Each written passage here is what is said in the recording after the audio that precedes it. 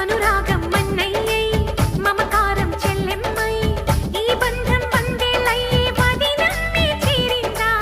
ఈ పందిట్లోనే మహారాణిని నీ అన్న పాదాల పారాణిని స్వర్గమొచ్చి మన వాకిట్లో ఈనాడు వారేనమ్మా ఒకరెమ్మకి విరిసే పూలం ఒక పెదవిపై మురిసేనమ్మా